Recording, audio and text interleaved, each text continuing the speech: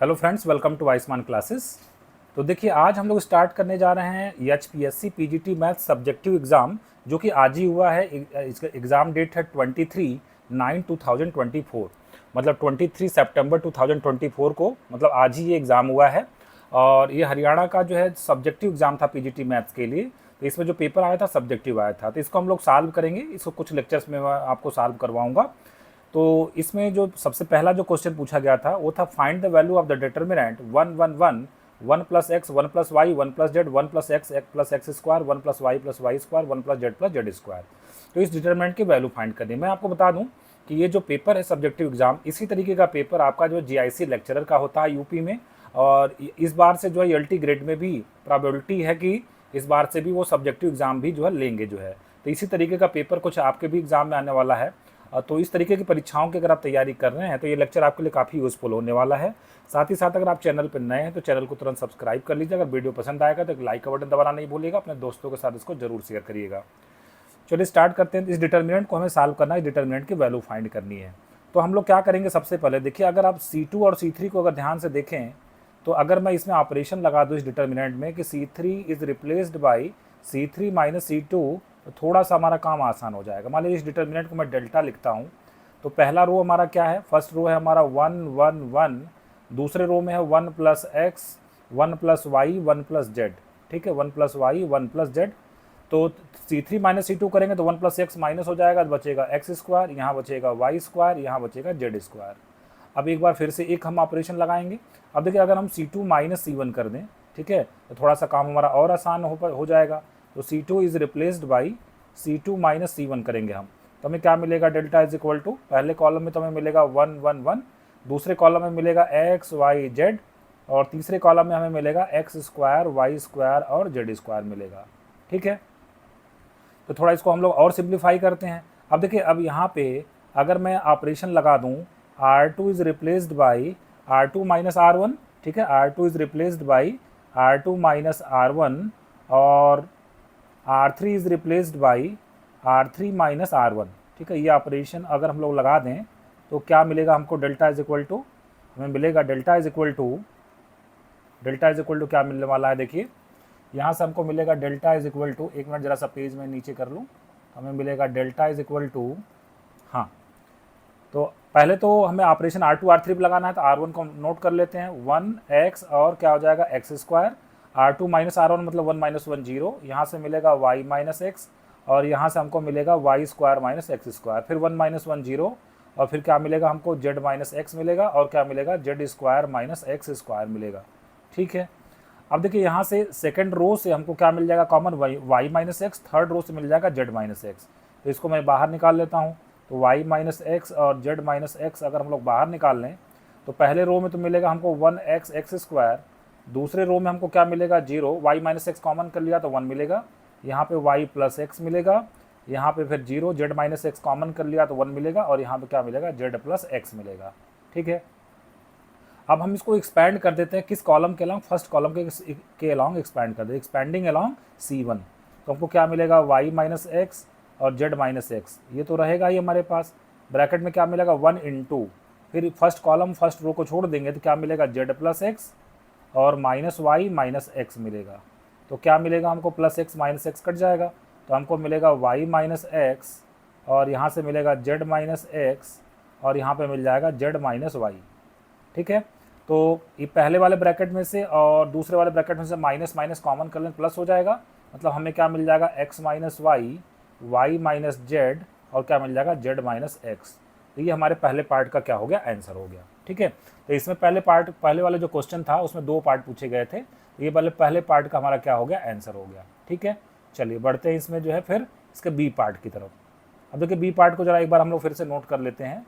ठीक है, तो बी पार्ट में क्या कहा गया था कि इफ़, बी पार्ट को मैं यहाँ पर लिख लेता हूँ, इफ़, क्वेश्चन हमारा क्या, इफ़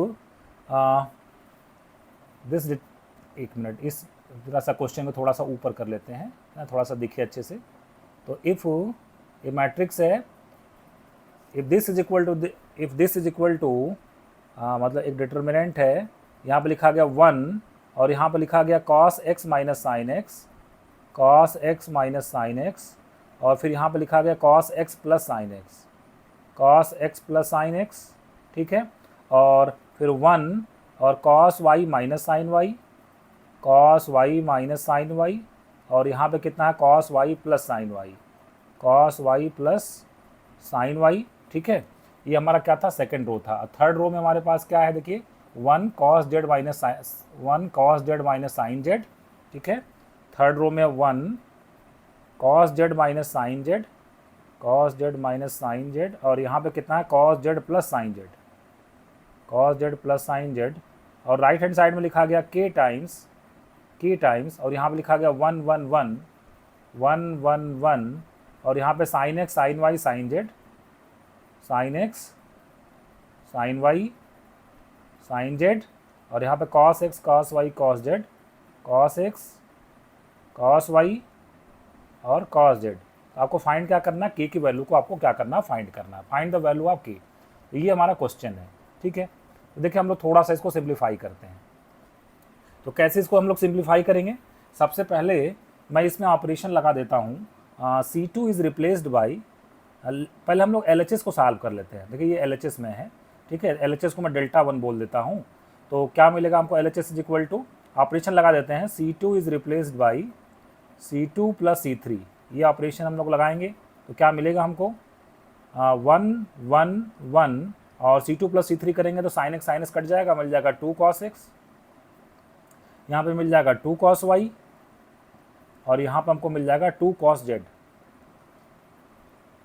और यहाँ पे थर्ड कॉलम को हम लोग एज इट इज रहने देते हैं, cos x plus sine x, और फिर कितना बचा हमारे पास, cos y plus sine y, और फिर क्या मिला cos z plus sine z, cos z plus sine z, ये हमको मिल गया। तो अब सेकंड कॉलम में से हम लोग 2 कॉमन कर लेंगे, ठीक है, और साथ ही साथ C3 माइनस क्या कर देंगे, C3 माइनस C2 करेंगे। 2 कॉमन लेने के बाद जो बचेगा, अब उसके बाद लगाएंगे C3 is replaced by C3 minus C2।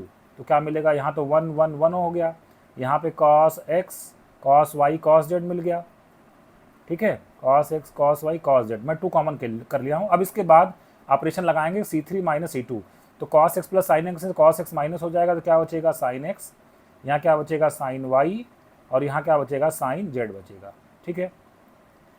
तो डिटर्मिनेंट की प्रॉपर्टीज़ को आप जानते होंगे कि अगर रोज़ को हम कॉलम्स में बदल दें या कॉलम्स को रोज़ में बदल दें तो डिटर्मिनेंट पे कोई इफेक्ट नहीं होता है ना, डिटर्मिनेंट पे कोई इफेक्ट नहीं होता है।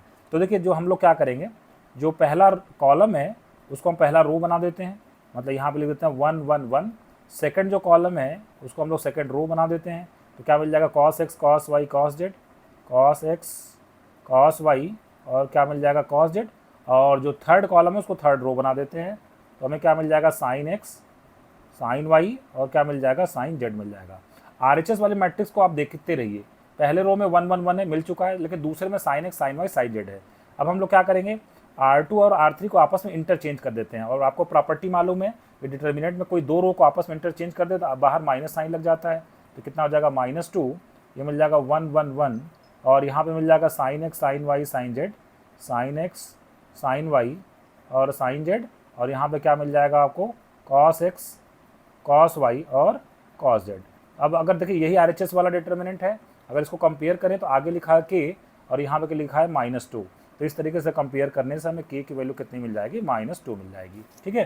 तो ये हमारा जो पहले पार्ट में जो 2 इसमें पार्ट दिए गए थे पहले क्वेश्चन में, वो दोनों कंप्लीट हो गए। अब हम लोग बढ़ते हैं अगले क्वेश्चन की तरफ। ये था क्वेश्चन नंबर 2, इसको मैं आपको नेक्स्ट लेक्चर में करवाऊंगा क्योंकि थोड़ा सा बड़ा सवाल है, ठीक है। आज मैं थोड़े छोटे छोटे सवाल को लेके जो है उपस्थित हुआ हूँ, जो क्वेश्चन एकदम ईजिली आसानी से सॉल्व हो जा रहे हैं। उसका सेकंड लेक्चर में थोड़ा इससे बढ़िया क्वेश्चन को हम लोग सॉल्व करेंगे, ठीक है।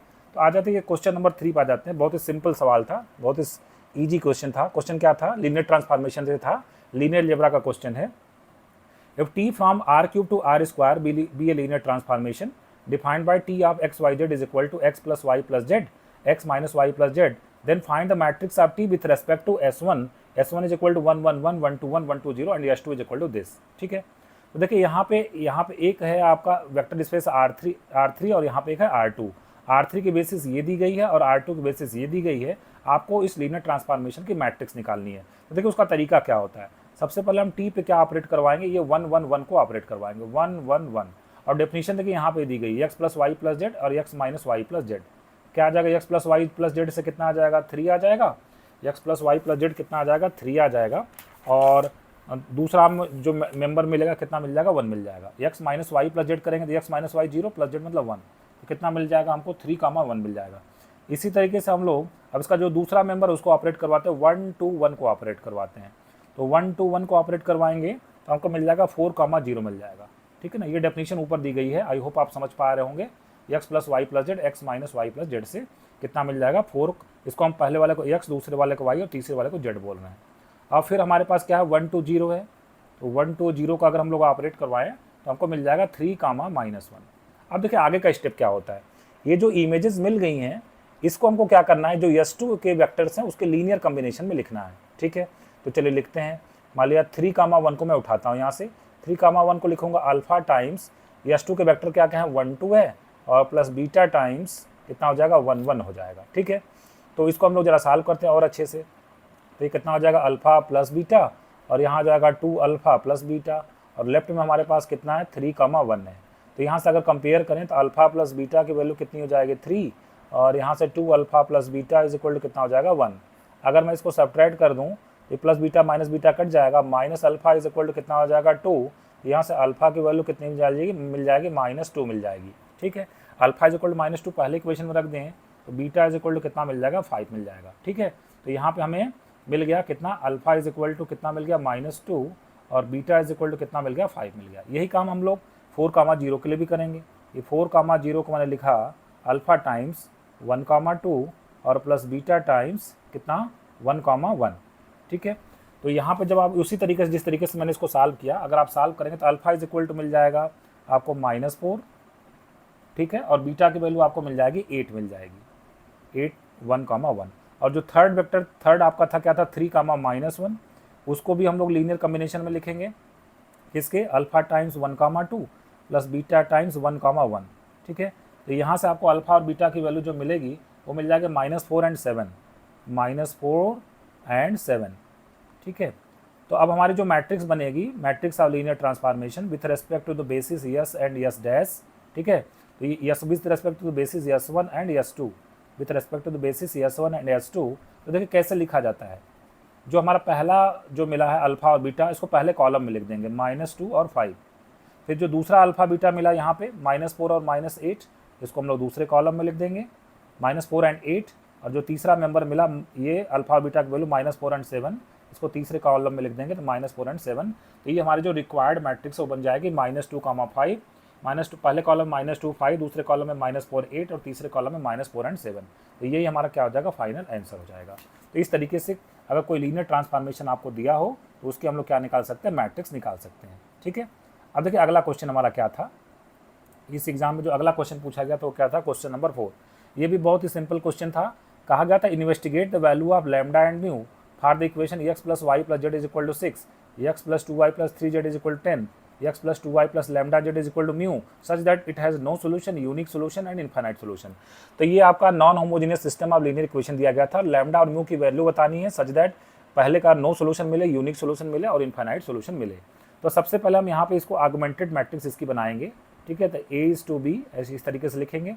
कैसे बनेगा, पहले में एक्स वाई जेड का कोफिशिएंट क्या क्या 1, 1, 1 है, 1, 1, 1, और यहाँ पे सच दैट का साइन ऐसे लगा देंगे, और राइट पे कांस्टेंट कितना है 6 है, तो 6 लिख देंगे। दूसरी इक्वेशन देखिए एक्स वाई जेड का कोफिशिएंट क्या 1, 2, 3 है, और जो राइट में कांस्टेंट है वो कितना 10 है। तीसरे रो में क्या मिला है, वो एक्स वाई जेड का कोफिशिएंट हमारे पास 1, 2 लैम्डा है, और जो कांस्टेंट है वो कितना म्यू है, जो राइट हैंड साइड में कांस्टेंट है वो म्यू है। अब इसको हम लोग एकलन फॉर्म में कन्वर्ट करेंगे। एकलन फॉर्म में कैसे कन्वर्ट किया जाता है, देखिए यहाँ पे 1 है, अब इसके नीचे मुझे 0, 0 बनाना है। ठीक है, तो 1, 1, 1, 6 ये तो लिख लेते हैं। फिर R2 - R1 लगा देते हैं, तो 1 - 1 0, 2 - 1 1, 3 - 1 2, 10 - 6 कितना हो जाएगा 4 हो जाएगा। फिर R3 - R1 भी लगा देते हैं, तो 1 - 1 0, 2 - 1 1, लैम्डा -1, और यहाँ पे कितना मिल जाएगा म्यू -6 मिल जाएगा। ठीक है, तो 1 के नीचे आपने देखा सारे के सारे 0 बन गए हैं। अब ये देखिए यहाँ पे हम अगला एलिमेंट, हमारा अगला पाइवोट एलिमेंट 1 हो गया। अब उसके नीचे हम 0 बनाएंगे, तो क्या ऑपरेशन लगाएंगे हम लोग, पहले तो R1 R2 को लिख लेते हैं 1, 1, 1, और यहाँ पे हो गया 6, और ये कितना हो गया 0, 1, 2, और कितना है 4 है। फिर अब क्या करेंगे, R3 - R2 कर देते हैं, तो 0 - 0 0, 1 - 1 कितना हो जाएगा 0, फिर लैम्डा -3 हो जाएगा, और ये कितना हो जाएगा, म्यू माइनस 10 हो जाएगा, म्यू माइनस 10 हो जाएगा। ठीक है, तो ये हमारा देखिए एकलन फॉर्म में कन्वर्ट हो चुका है। ये हमारा किस फॉर्म में कन्वर्ट हो चुका है, एकलन फॉर्म में कन्वर्ट हो चुका है। अब पहला कंडीशन है कि नो सोल्यूशन मिलना चाहिए। पहला जो इसमें पार्ट है, इस क्वेश्चन का जो पहला पार्ट है नो सोल्यूशन। तो नो सोल्यूशन देखिए हमको कब मिलता है, जब rank of augmented matrix, rank of augmented matrix is not equal to rank of A, मतलब ये ग्रेटर देन क्या मिलना चाहिए, रैंक ऑफ ए मिलना चाहिए। Rank of augmented matrix rank of A के बराबर ना हो, हमेशा आर्गुमेंटेड मैट्रिक्स का रैंक रैंक ऑफ ए से बड़ा ही होगा। ठीक है, तो rank of augmented matrix rank of A से बड़ा होना चाहिए, ये ऐसा बात है। तो देखिए हम लोग क्या करेंगे यहाँ पे, अगर रैंक ऑफ आर्गुमेंटेड मैट्रिक्स 3 हो जाए और रैंक ऑफ ए कितना हो जाए, 2 हो जाए, तो 3 ग्रेटर देन 2 हो ही जाएगा, क्योंकि 2 तो देखिए रैंक है ही, है ना, रैंक ए का रैंक तो 2 है ही। ठीक है ना, तो rank of augmented matrix rank of A से बड़ा होना चाहिए, इसका मतलब इसको 3 बनाना है। रैंक ऑफ आर्गुमेंटेड मैट्रिक्स को हम 3 बनाना चाहते हैं और इसको हम लोग क्या बनाना चाहते हैं, 2 बनाना चाहते हैं। 3 कब बनेगा, रैंक ऑफ आर्गुमेंटेड मैट्रिक्स 3 तब बनेगा जब mu is not equal to 10, mu 10 के बराबर ना हो और साथ ही साथ लैम्डा किसके बराबर हो जाए, 3 के बराबर हो जाए। क्योंकि लैम्डा इज इक्वल टू 3 रख देंगे तो सिर्फ अगर इतने को देखेंगे तो सिर्फ 2 ही हमें को रो मिलेंगे जो नॉन जीरो रोज हैं, बाकी तीसरा रो तो जीरो हो जाएगा। तो ए का जो रैंक है वो कितना हो गया, 2 हो गया, और mu is not equal to 10 होने से रैंक ऑफ आर्गुमेंटेड मैट्रिक्स कितना मिल जाएगा, 3 मिल जाएगा। तो ये हमारे पहले पार्ट का क्या हो गया, आंसर हो गया। ठीक है, दूसरे पार्ट में हमसे क्या पूछा गया, यूनिक सोल्यूशन मिलना चाहिए।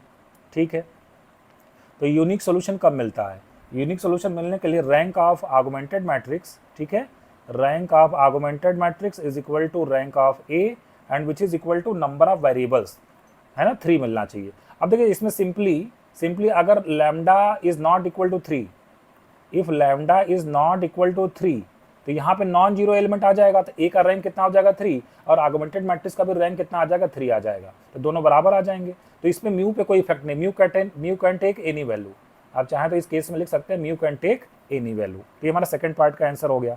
तीसरा पूछा गया इसमें इनफाइनाइट सोल्यूशन कब मिलेगा, हमें अगला पार्ट इसमें पूछा गया है इसका इनफाइनाइट सोल्यूशन कब मिलेगा। इनफाइनाइट सोल्यूशन के लिए कंडीशन हमारे पास होती है कि rank of augmented matrix is equal to rank of A is less than number of variables. Number of variables कितने, 3 है, तो 3 से कम होना चाहिए, मतलब कितना होना चाहिए, 2 होना चाहिए, क्योंकि रैंक ऑफ ए तो 2 है ही। देखिए 2 वेरिएबल यहाँ पे 2 पाइवट एलिमेंट तो मिल ही रहे हैं, इसका मतलब मुझे 2 बनाना है। तो इसके लिए क्या करना पड़ेगा, लैम्डा को कितना करना पड़ेगा, 3, और म्यू को भी कितना करना पड़ेगा, 10 करना पड़ेगा। अगर लैम्डा इज इक्वल टू 3 आ गया, म्यू इज इक्वल टू 10 आ गया, तो तीसरी रैंक पूरी की पूरी 0 हो जाएगी, आर्गुमेंटेड मैट्रिक्स का भी रैंक 2 हो जाएगा और रैंक ऑफ ए भी कितना हो जाएगा, 2 हो जाएगा। तो ये थर्ड पार्ट का हमारा क्या हो गया, आंसर हो गया। तो इस तरीके से ये जो हमारा क्वेश्चन था ये क्या हो गया, कंप्लीट हो गया। आगे बढ़ते हैं नेक्स्ट क्वेश्चन की तरफ। इसमें जो अगला क्वेश्चन पूछा गया था ये कॉम्प्लेक्स नंबर से पूछा गया था और बहुत ही सिंपल क्वेश्चन था। ठीक है, देखिए क्या है क्वेश्चन में, क्या बात किया गया, ये सब छोटे छोटे क्वेश्चन हैं और आसान क्वेश्चन है। कह रहा Z1, Z2, Z3 are 3 complex numbers such that mod of Z1 is equal to 1, mod of Z1 is equal to 1, mod of Z2 is equal to 1, ठीक है, mod of Z2 is equal to 1, साथ में mod of Z3 is equal to 1 और साथ में 1/Z1 plus 1/Z2 plus 1/Z3 ये भी कितने के बराबर है, 1 के बराबर है। तो आपसे पूछा क्या जा रहा है, find the value of mod of Z1 plus Z2 plus Z3 आपसे पूछा जा रहा है कि क्या होगा। ठीक है, अब देखिए अगर हम इसका स्क्वायर कर दें तो ये कितना हो जाएगा, मॉड ऑफ Z1 स्क्वायर 1 हो जाएगा। आपको आप प्रॉपर्टी ये पता है कि Z किसी का कॉम्प्लेक्स नंबर में उसके अगर कॉन्जुगेट से मल्टीप्लाई करें तो क्या जाता है, उसके मॉडुलस का स्क्वायर आता है, Z bar is equal to modulus of Z square. तो यहाँ से देखिए अगर हम लोग 1/Z1 निकालना चाहें तो 1/Z1 किसके बराबर आ जाएगा, Z1 बार के बराबर आ जाएगा। इसी तरीके से 1/Z2 किसके बराबर आ जाएगा, Z2 बार के बराबर आ जाएगा, और 1/Z3 किसके बराबर आ जाएगा, Z3 बार के बराबर आ जाएगा। ये वैल्यू हम इसमें पुट कर देते हैं तो 1/Z1 हमारे पास कितना आ जाएगा, Z1 बार, प्लस 1/Z2 कितना हो जाएगा, Z2 बार, और प्लस 1/Z3 कितना हो जाएगा, Z3 बार, और राइट हैंड साइड में कितना दिया गया, 1 दिया गया है। अब देखिए इसमें हम प्रॉपर्टी लगाएंगे कि Z1 plus Z2 plus Z3 का कॉन्जुगेट लिया जाए तो किसके बराबर आता है, Z1 का कॉन्जुगेट प्लस Z2 का कॉन्जुगेट प्लस Z3 का कॉन्जुगेट। ये प्रॉपर्टी होती है कि Z1 प्लस Z2 का कॉन्जुगेट किसके बराबर आता है, Z1 का कॉन्जुगेट प्लस Z2 के कॉन्जुगेट के बराबर आता है। ठीक है, तो इस तरीके से अच्छा एक ये भी प्रॉपर्टी आपको मालूम है कि Z के कॉन्जुगेट का मॉडुलस ले या Z का मॉडुलस दोनों बराबर होता है। तो यहाँ पे Z1 plus Z2 plus Z3 के कॉन्जुगेट को मैं रिप्लेस कर देता हूँ किससे, Z1 plus Z2 plus Z3 से। तो इस तरीके से Z1 plus Z2 plus Z3 जो था उसका मॉडुलस हमको कितना मिल जाएगा, 1 मिल जाएगा। ठीक है, तो इस क्वेश्चन का जो हमारा आंसर आ जाएगा कि mod of Z1 plus Z2 plus Z3 वो कितना हो जाएगा, 1 हो जाएगा। तो आंसर इज व्हाट 1। ठीक है, तो आज के लेक्चर को फ्रेंड्स मैं यही भी समाप्त कर रहा हूँ। होप सो जो ये मैंने क्वेश्चंस आपको बताए, जो भी मैंने आपको 5 क्वेश्चंस बताए, आई होप आपको ये समझ में आए होंगे। और ये लेक्चर कैसा आपको लगा कमेंट बॉक्स में लिख कर जरूर बताइएगा। और आगे क्वेश्चंस जो है मैं आपको बहुत जल्द ही जो है इसका सोल्यूशन मैं आपको अवेलेबल करवा दूंगा। ये ऑथेंटिक सोल्यूशन होंगे और यूट्यूब पे सबसे पहले जो है मैं आपको सोल्यूशन अवेलेबल करवाऊंगा, ऑथेंटिक सोल्यूशन अवेलेबल करवाऊंगा। मिलते हैं फिर से नेक्स्ट लेक्चर में। Thank you very much.